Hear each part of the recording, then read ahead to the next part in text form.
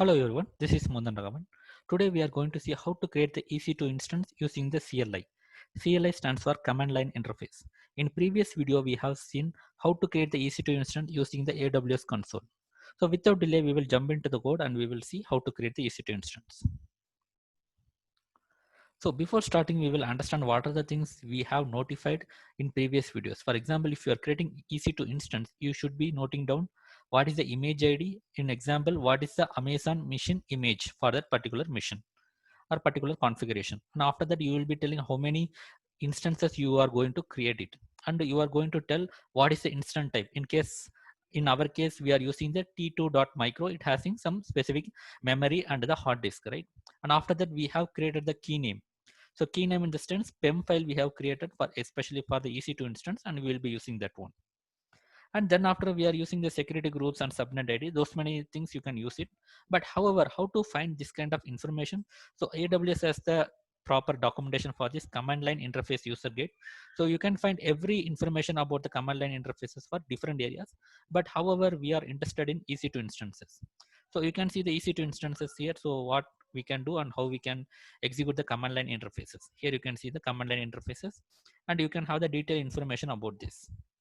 So this way we can create it, but however, we are going to create the EC2 instance in a very simple way, having minimal parameters. For example, I'm going to use the image ID and count and the instance type. Key name already I configured in my system, so I don't need that one. Then after security group, I am not going to give default security group, and subnet ID I am not going to give because we have not discussed much on the subnet ID.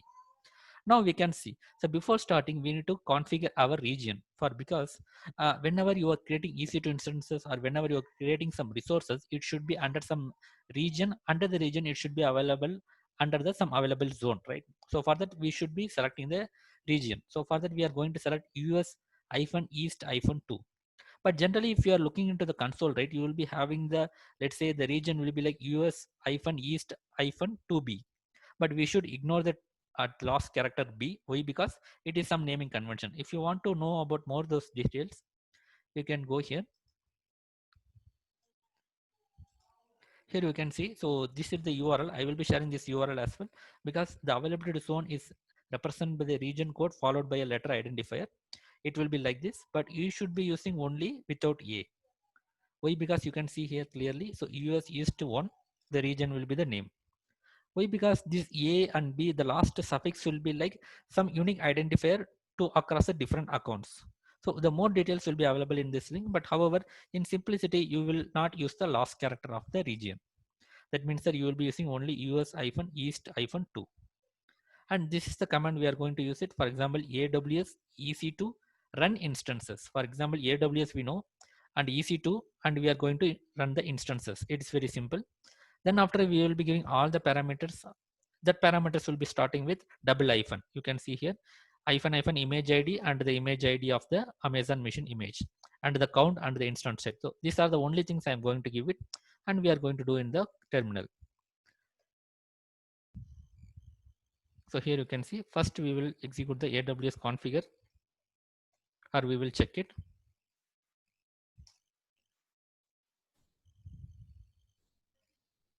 Here you can see we have the access key ID and we have the secret access key. So this we have set in the previous videos. If you don't watch that, just go to that video and you set your access key and secret access key.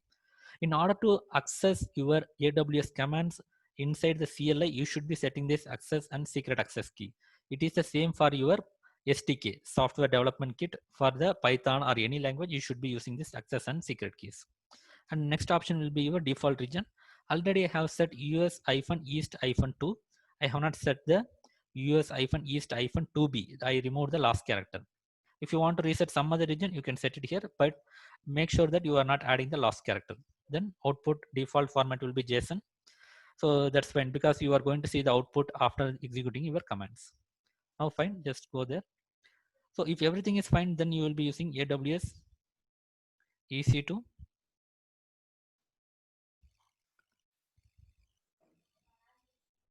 run instances.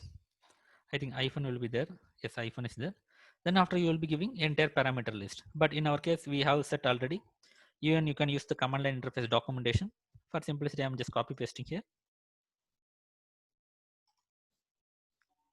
Here you can see AWS EC2 and run instances is the command. Till that point it is the command.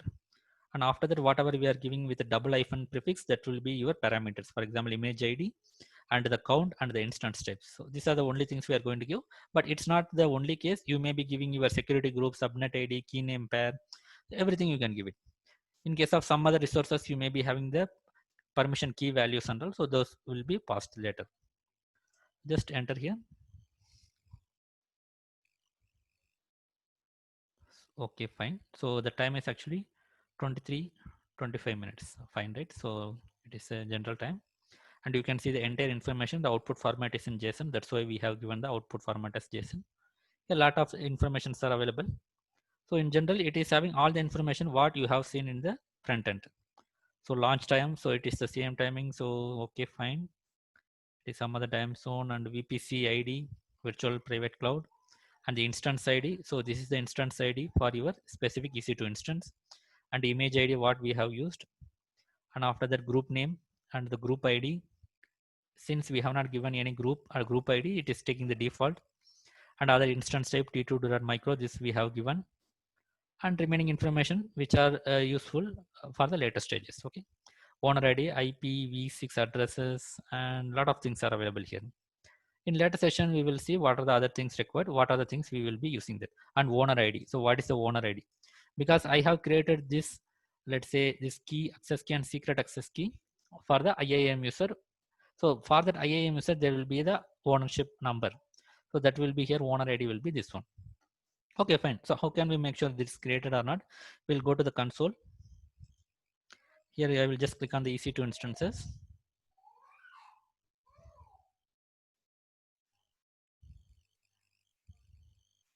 It's loading. In the console itself, you can see ES-east-2. Maybe running instances, you can click it.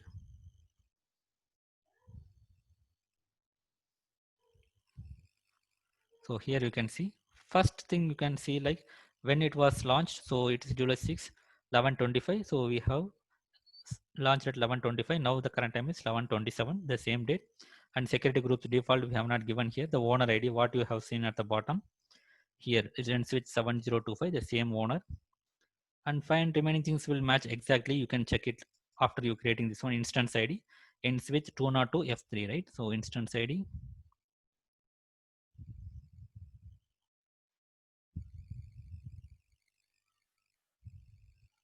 Here you can see 202 F3. So the same instance ID has been created here.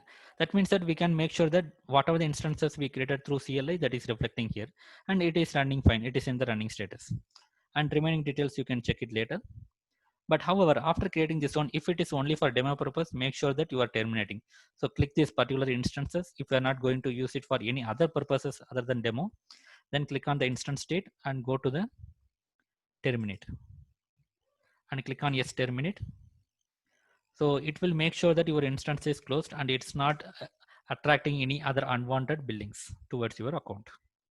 And that's all about this video. So this video we have seen how to create the EC2 instance using the CLI. If you are using, just say we have discussed three ways, right? One is the AWS console. In case of AWS console, the authentication will be like your login, and after that your username and then password and then multi-factor authentication. This multi-factor authentication is user based, because if you want to create, you can create, or if you don't want to create, it is optional. But the thing is, if you have the multi-factor authentication, it is well done, very good, because it will be more secured. Others, if somebody hacks your system or hacks your account, they cannot do anything. You have one more level of authentication. And however, already we are using the IAM user, not the root user. That is another, let's say, another best practice. In case of CLI, you should be having your key and value pairs that we have seen. Whenever you create the EC2 instances, or whenever you just log into this CLI, you should be creating the access key and the secret access key. And after that, for the coming days, we are going to see SDK access through SDK Boto3, how you are going to create the AWS EC2 instance. So this is all about this video. So thanks for watching and have a great day.